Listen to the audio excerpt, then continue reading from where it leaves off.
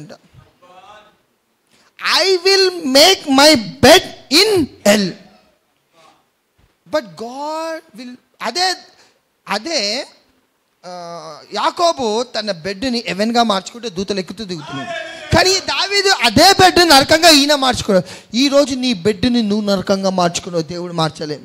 ఆ బెడ్ మీద కూడా కూర్చొని ఏడుస్తున్నావు చూసినావా, అమ్మా అమ్మా, అది నీ వల్ల, దేవుని వల్ల కాదు.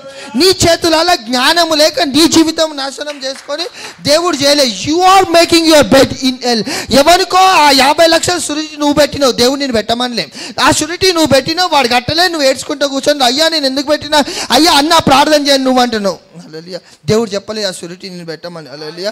ఆ యొక్క కారు, ఆ యొక్క బండి, ఆ యొక్క ఇల్లు నువ్వు ఈఎంఐ పెట్టినావు, ఈఎంఐ కట్టలేక ప్రభా ఈఎంఐ అని తనలాడుతున్నావు. దేవుడు చెప్పలే చేయమని, నువ్వు చేసినావు. ఆ బంగారం ఎవరికో ఇచ్చినావు, వాడు తాకట్లో పెట్టినావు, ఫోన్ ఎత్తుతలేడు, స్విచ్ ఆఫ్ చేసిండు, నువ్వు ఇచ్చినావు. You make your bed in hell.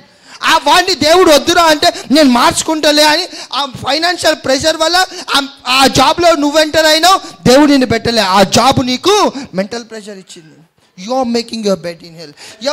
ఆ యొక్క మ్యారేజ్ ప్రెషర్ ఈరోజు చాలామంది ప్రపంచంలోనే వారి యొక్క వయసు అయిపోతుందని ఒక ప్రెషర్తోని నా స్నేహితులకు వివాహం అయిపోతుంది, వాళ్ళకి పిల్లలు పుడుతున్నారు, వీళ్ళకి పిల్లలు పుడుతున్నారు, జీవితం ఏంటని ఒక ప్రెషర్తోని మ్యారేజ్ చేసుకొని ఆయన ఇటు తిరుగు అనుకుంటాడు, ఈమె ఇటు తిరుగు అనుకుంటుంది.